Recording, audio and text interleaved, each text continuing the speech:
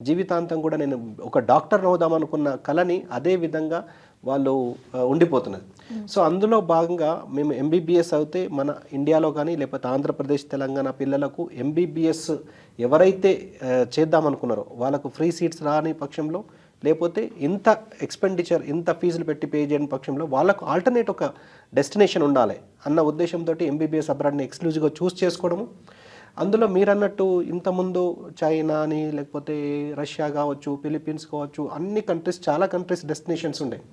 కాకపోతే 2021 నవంబర్ 18 నాడు national medical commission ఒక అఫీషియల్ గెజెట్ రిలీజ్ చేయడం జరిగింది. అందులో భాగంగా వాళ్ళ ఒక 5 పేజెస్‌కి సంబంధించిన ఒక ఇంపార్టెంట్ ఇన్ఫర్మేషన్ ఆ గెజెట్‌లో పొందుపరచడం జరిగింది. ఎంబీబీఎస్ అబ్రాడ్ విషయంలో ఏదైతే ఏ కంట్రీకి వెళ్ళినా కానీ ఆ రూల్స్ అండ్ రెగ్యులేషన్స్ ఖచ్చితంగా పాటిస్తేనే ఇండియాలో వచ్చిన తర్వాత ప్రాక్టీస్ కానీ, పీజీ కానీ చేయడానికి, లేకపోతే ఇప్పుడున్న పరిస్థితుల్లో ఎఫ్ఎంజీ కానీ, లేకపోతే next year national exit test ఉన్నది, అది కానీ రాయడానికి ఎలిజిబిలిటీ ఉంటుందని. సో అందువల్ల చాలా కంట్రీస్ అనేది డిస్క్వాలిఫై అయిపోయినాయి, వెళ్ళిపోయినాయి. సో ఇప్పుడు నాకు తెలిసి more or less 6-8 destinations MBBS abroad విషయంలో 6-8 డెస్టినేషన్స్ ఉన్నాయి. సో మేము జార్జియాని ఇంట్రడ్యూస్ చేయకన్నా ముందు టాప్ డెస్టినేషన్ ఎంబీబీఎస్ అబ్రాడ్. ఇప్పుడు ఏది మన ఏ ఎన్ఎంసీ గెజెట్ రాకన్నా ముందు కూడా జార్జియా అనేది టాప్ డెస్టినేషన్.